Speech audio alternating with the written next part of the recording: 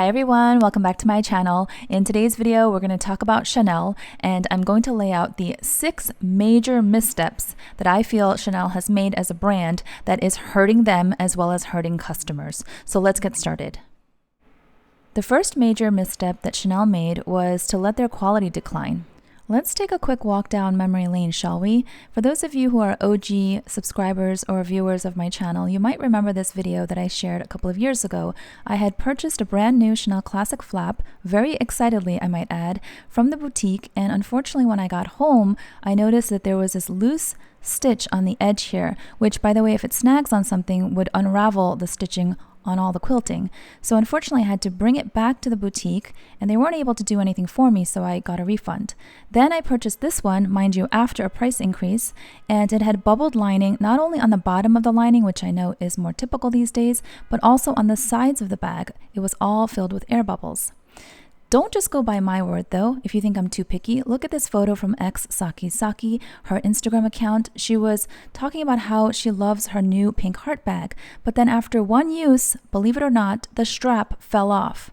So I'm gonna link her Instagram and her YouTube channel down below so you can check her out. But I was so shocked when I saw this. After one wear, the strap on the heart bag had fallen off. So I remember when I shared the 2 classic flaps that I had purchased from the boutique and both having issues, one with the loose stitch and the other with the bubbled lining inside. Many of the viewers at the time commented that I was too picky and that I was just looking for a reason to return it.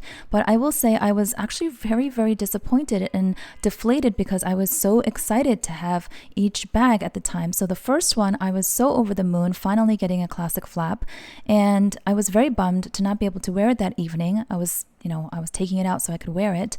I had to return it. By the way, the day that I returned it, there was an announcement that there was going to be a price increase. So I asked if there was any way that the bag could be exchanged for another one without a loose stitch. And unfortunately, I was told that there was no inventory and there was no real act of trying to figure something out for me. There was no suggestion for taking it in for a quick repair, because I learned after the fact that those kinds of loose stitches are very easy to repair, That was not suggested by the sales associate at the time, and so I returned it without really any other option. And then later I found out they could have actually called any of the other boutiques and done a swap for me in exchange, but again, there was really no care put into that transaction, so that obviously left a bad taste in my mouth. But I didn't want to give up, so I actually went back even after price increase and I got the second one.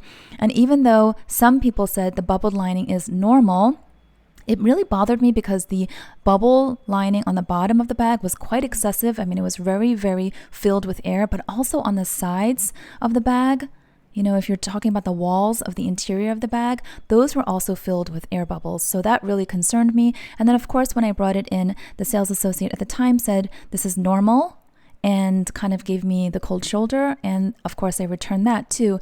So then you guys know the full story.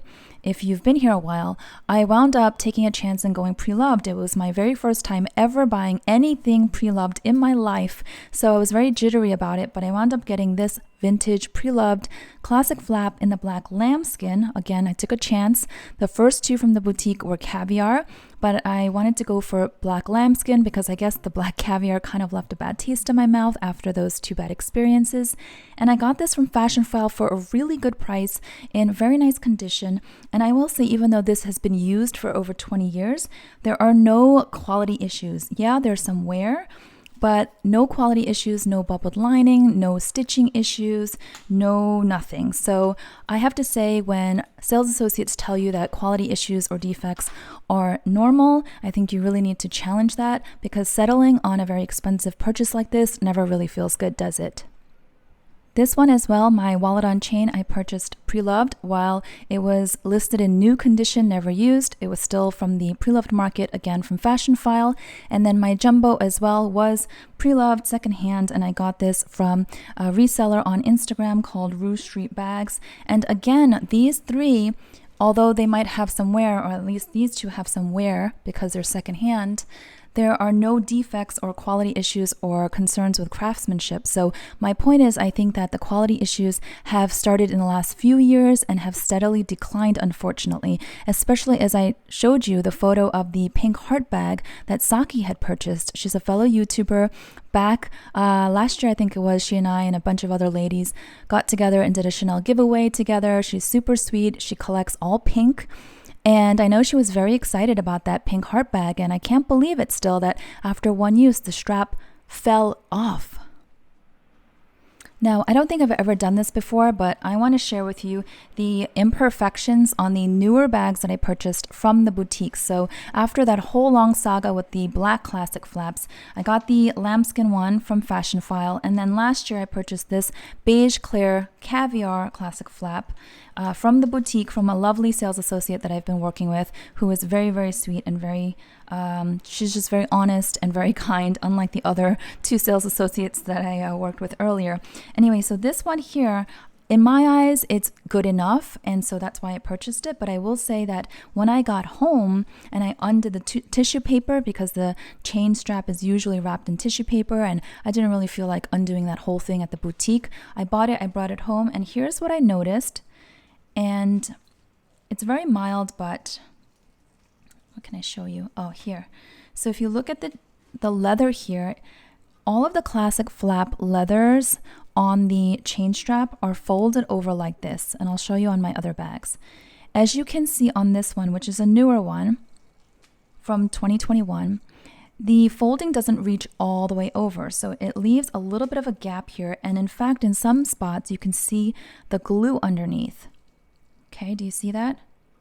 Now, this is not really a defect, it's more like sloppy work, and it's a quality issue. So I wanted to share with you that it's getting harder and harder to find well-made Chanel bags, brand new from the boutique. Now, this one, I love this one. This is my Caramel Mini from the 21P collection. I really have no complaints about this one. However, when I pull this chain out, there is one or two spots. Of course, it didn't happen this time, but there is one or two, yeah, definitely one spot, oh, right here, where the chain kind of kinks up. Now, I didn't think much of this until I started hearing stories from other people who had purchased this bag. Now, mind you, this bag was incredibly difficult to get, and some people actually purchased it for a premium from a personal shopper or reseller, and I'm talking heavy premium. This came out at about $4,000 or $3,800, and I saw this on sites like Fashion File for above $8,000 soon after release. So some people purchased this bag at a premium. Actually, it's not laughable. And then they noticed that in many, many spots on the chain, there was kinking. So for me, it's one spot, maybe two. Barely noticeable, very easy for me to undo. But someone on Instagram reached out to me asking me if I have issues with mine, because she showed me she had like a dozen different spots where it's all twisted and kinked. And she was quite disappointed, obviously. And she said she was going to sell it. Another person reached out saying they were going to return theirs, even though it was painful to think about because it was so hard to get. So these are the newer ones that I'm showing you. The issues are getting worse. And then this one here is my mini square. I don't think there are any issues with this technically, and this chain does not ever kink up. So the chain on this was done very nicely, very neat.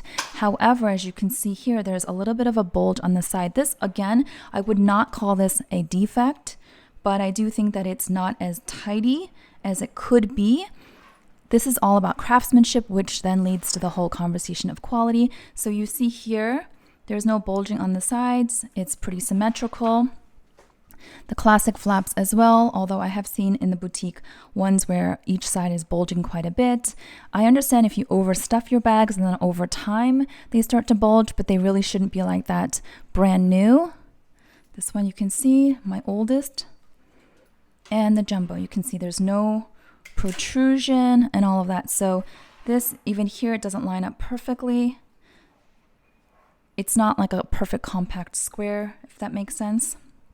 So those are very minor, and of course I still love my bags. That's why I kept them. If they bothered me enough, I would have had to return them, but I wanted to just be transparent that there are issues. There are definitely quality issues. And I think that's a huge, major misstep that Chanel has made, which is why I'm spending so much time talking about quality as the first major misstep out of 6 that I'm going to be sharing.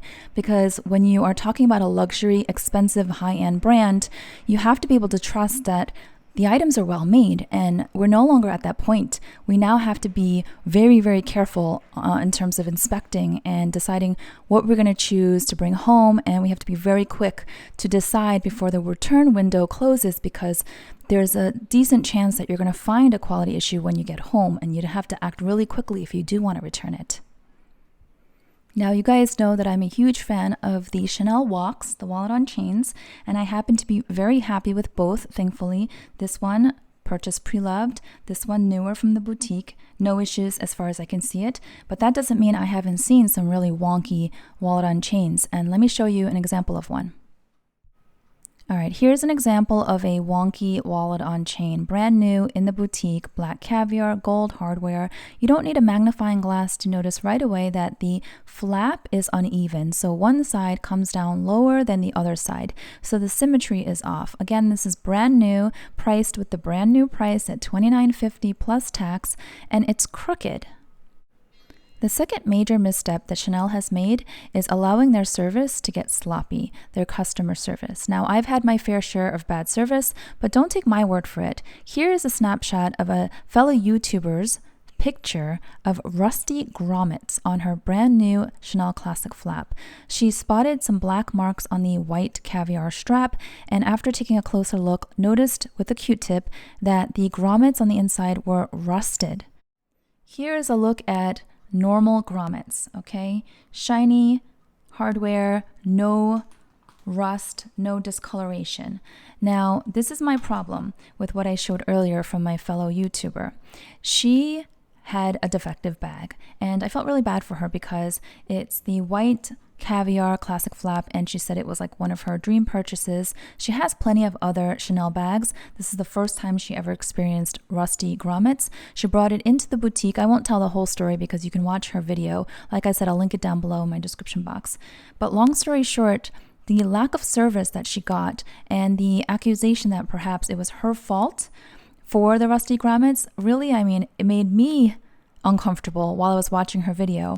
So if there are going to be quality issues, at least be very on top of your service, your aftercare service, your repair service, your exchange and refund policy. You have got to be really buttoned up and really high class with your service. If your quality is not up to par, at the very least, give us proper service, right? So I think service is a huge issue and a big misstep that Chanel has made in the last few years.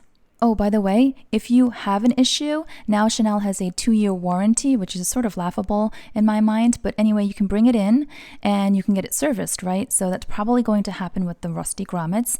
But do you feel good about getting a brand new or nearly new bag serviced? It's gone through the repair process. And by the way, if you don't know already, the repair process with Chanel typically takes months. And with everything being backed up these days, it can take several months. It could take upwards of 6 months, 8 months. I've heard horror stories. So now you're out of a bag for a long period of time and you don't know what you're going to get back. And it's not in brand new pristine condition because it's already gone through repairs. So the service really needs to be better. The third major misstep that Chanel has made is around their price increases. We're talking low quality and low customer service, yet the prices keep climbing. So here's a snapshot of the prices of the classic flaps that I posted on my Instagram. These are the prices from just a year ago. Now, of course, we know there have been increases, and here are the current Chanel classic flap prices, with the maxi hitting 5 figures. This is insane, especially on top of the quality decline and poor service. All right, fourth misstep, probably not as big as the other ones, but the microchips. Who asked Chanel to put microchips in their bags? Not me. So gone are the serial stickers and the authenticity cards, and now they've added these hideous, in my opinion, hideous microchips inside all of their bags. Now, this was apparently done to block counterfeiters. Okay, noble cause. However, if you speak to any of the big-time authenticators these days, the irony is that they say it's even harder to authenticate these counterfeits with the fake microchips because they're just so good. So you'll find that you'll actually have to send in your bag physically for these kinds of bags to be authenticated or examined, whereas the older bags with the serial stickers and the authenticity cards can more quickly and more easily be authenticated. So now we've created more work, we have not stopped the counterfeiters, and possibly added more costs to this whole situation. Misstep number 5 is this newly announced quota system that Chanel says will be implemented as of June of this year, limiting customers to 2 classic handbag purchases per year, including the mini flaps. I'll link my previous video up above if you missed it, and you can find out all about it. And finally, misstep number 6 is the persistent copycatting of Hermes. Let's face it, Hermes is totally different from Chanel, and Chanel is totally different from Hermes. Look, aesthetically speaking, they have nothing in common. Nothing. They both happen to be luxury brands, but there are so many other luxury brands. I am so tired of Chanel trying to be like Hermes and copying Hermes. I don't know if you guys feel the same, but if you do, let me know in the comments below. I feel like I am drawn to Chanel for their heritage and history and the story of Gabrielle Chanel and their aesthetics. To me personally, I feel like Chanel, the bags are so pretty, they're so beautiful, and me being an ASMR fan and really into tactile, sensory-oriented stuff, I love everything about the Chanel classics. The chain, the turn lock, the quilting, I feel like it's a full-on sensory experience. Hermes doesn't do that for me. It's totally different. I think Hermes has beautiful craftsmanship. I think that their quality speaks for itself. They have a wonderful equestrian history, but they're so different. So I think it's at this point too ridiculous now and tiresome that Chanel keeps trying to make these changes, whether it be with the quota system or with their prices, trying to catch up to Hermes, when in fact I feel like they need to focus on their quality and their service, and they really need to focus more on differentiating themselves from Hermes and the other brands versus being a copycat.